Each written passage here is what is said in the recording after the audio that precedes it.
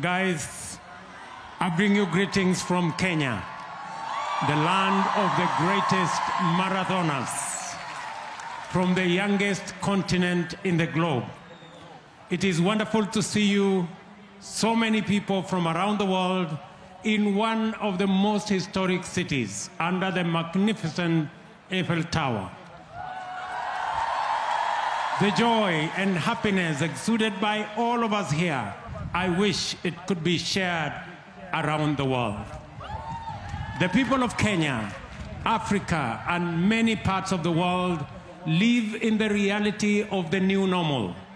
The climate crisis is getting worse every year, with millions losing their lives and livelihoods to drought, flash floods, heat waves, cyclones, and wildfires.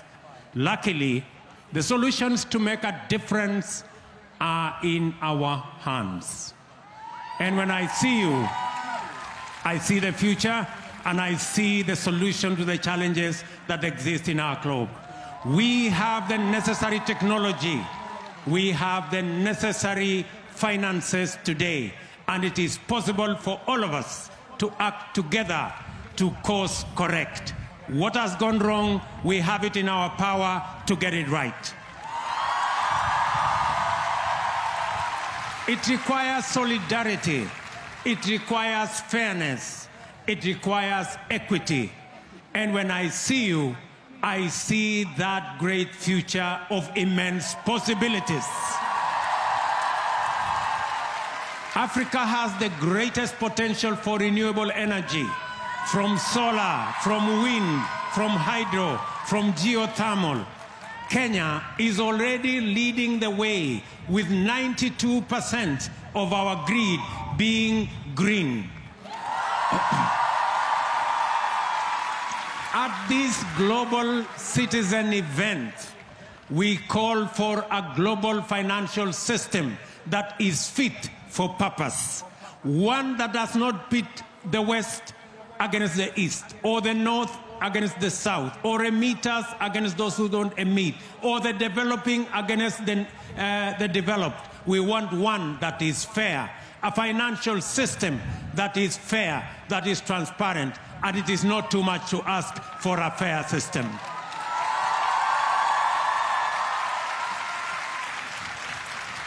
A financial system that does not advantage emitters and disadvantage low-income countries. A financial system that supports a climate-positive growth and a green industrial growth powered by renewable resources to help us all decarbonize.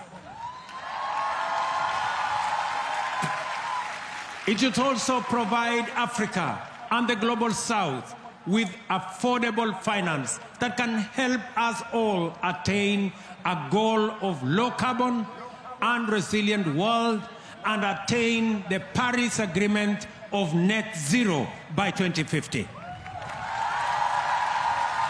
This is ultimately about our people, about us all, and our health is the human face of climate change.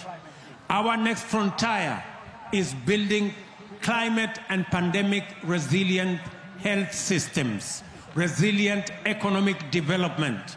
Together, we can build a better future for people and planet. I love you guys. Thank you very much. See you in Nairobi in September.